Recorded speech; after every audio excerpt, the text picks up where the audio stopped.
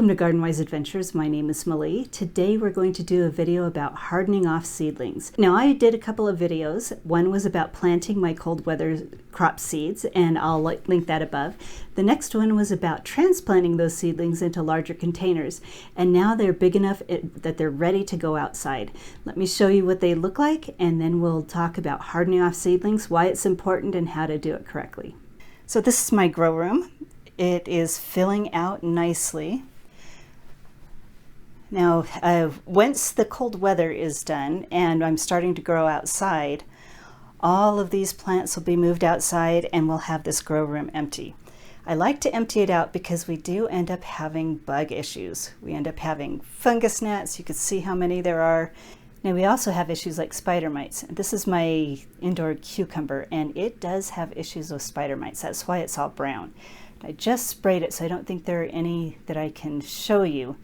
But because of the bug issues, I end up having to move everything outside and have a season where there's nothing in here. But we have so many things coming on in here. We've got little tomatoes starting in here. You can see these right here.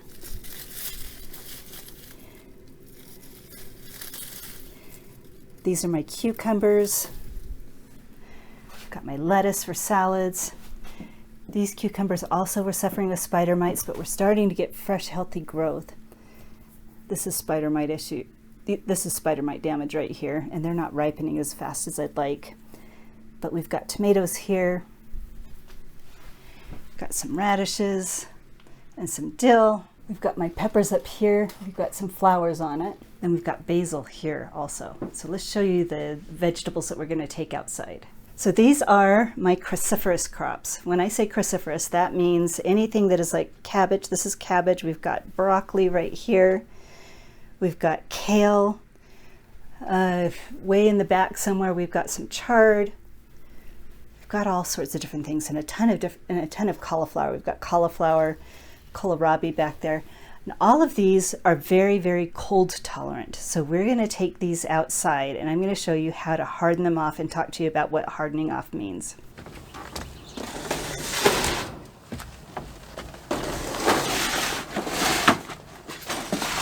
So there we have where I'm going to keep these plants overnight tonight.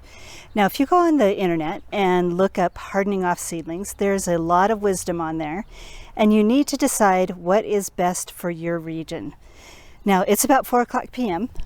I'm in Utah zone 6/7. This is the end of, well, actually it's the first day of March. We're past February into the first day of March. And I have looked at our weather. We're going to be in the 50s for the highs and the upper 30s for the lows, which is very unseasonable here. We usually are a lot lower temperatures than that. But it's going to be the perfect temperature to have these outside. Now, when I'm hardening off seedlings, there's a couple of different things I'm trying to accomplish. The very, very most important one is heat tolerance and sun tolerance. These plants have been under really strong grow lights, but that doesn't mean that they're going to tolerate strong sunlight. Strong sunlight is different than strong grow lights.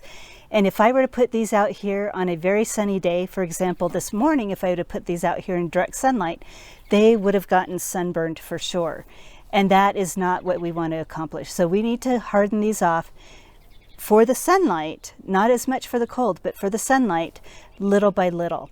Now, to accomplish this, you can either take them in and out and have them outside in the sun for a couple of hours, take them back inside, then the next day, more hours. I don't like to do that as much because it's a lot of work to haul plants in and out, and I forget I work full time. So what I like to do, and what I'm doing today, is I am bringing these out in the late afternoon where they're going to be in the shade, so they're not in direct sunlight, but they do get bright light. And then tomorrow is going to be a little bit rainy, but it's going to be cloudy most of the day. If there is any sunlight tomorrow, it's going to be in short increments.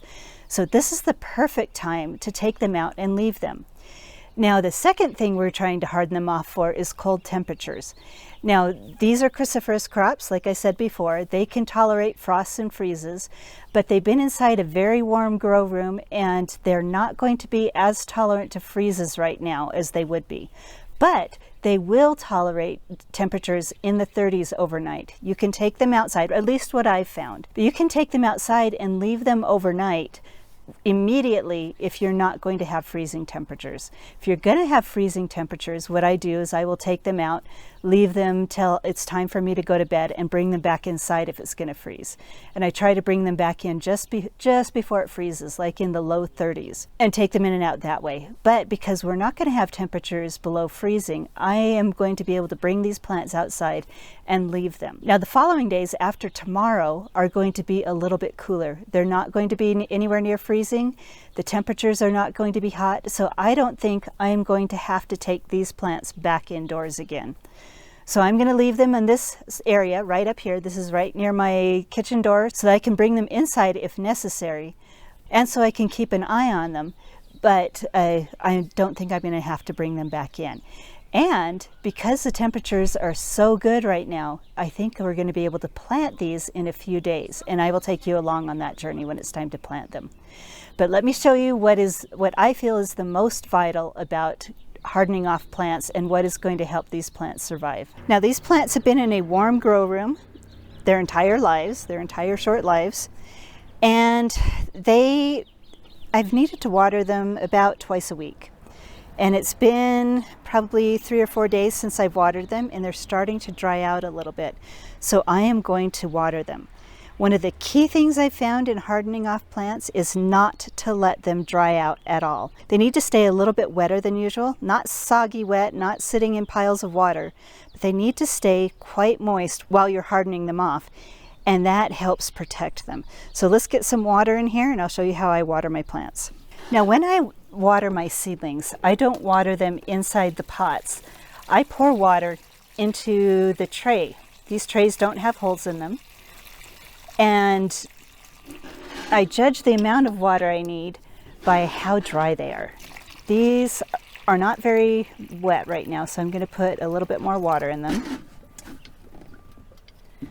And I usually take it to about 1/4 of the way up the pot. So let's get some water in here. In trays where there are less seedlings, I do put a little bit less water.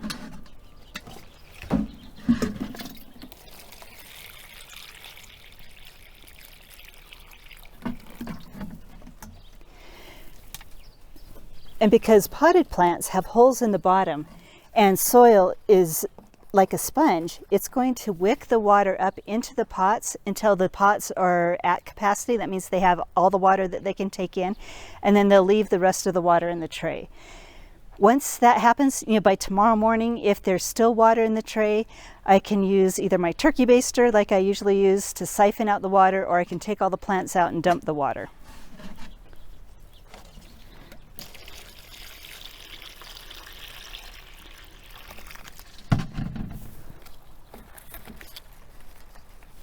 Now, if the plants are extra large and have a lot of roots and have high water usage, or if the day is going to be extra warm, I will actually leave water in the tray a little longer than I normally do. Now, this is on a slope, so I'm going to need to watch this plant right here because it's not covered as much. There we go. That's a little more even. But that's generally speaking about the amount of water that I put in these trays when we have plants that are slightly moist. I will check them in the morning before I go to work, see how they're looking, and then hope for the best. But these plants are going to stay outside. Let me go show you where I'm going to plant them. Now, these garden beds are on the north side of my property. They don't get any shade. They are facing west and get full sun, and they're on a slope. You can kind of see how it's sloped here. So the cold air runs down the slope, and these garden beds stay warmer than a lot of my property does.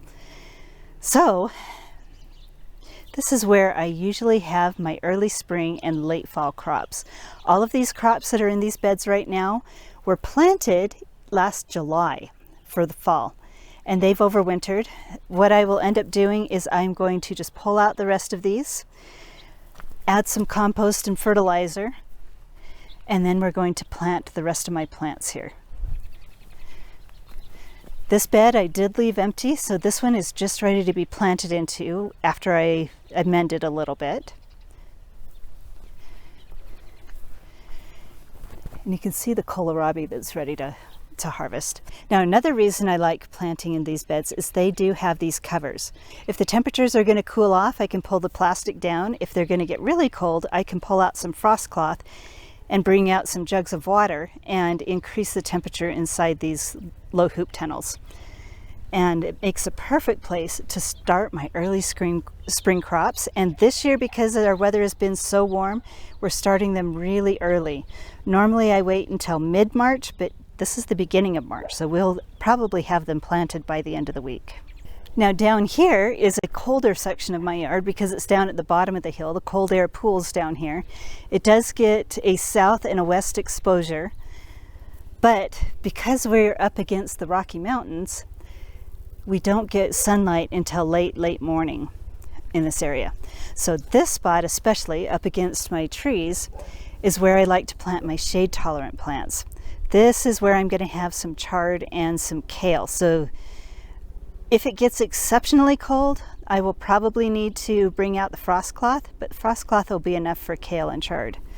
Matter of fact, we've been in the teens and this little chard has survived all winter long uncovered. These are leeks that I will need to harvest. These were planted last spring, so it's almost been a full year since I planted them. And I will need to finish harvesting these and probably freeze them. I'm not going to be able to eat this many leeks very soon. And just for funsies, I wanted to show you my plants that I planted last October. These are cabbages. They are starting to head up and they will be ready to harvest in a few weeks. So I will have these to eat before the other ones are ready to harvest.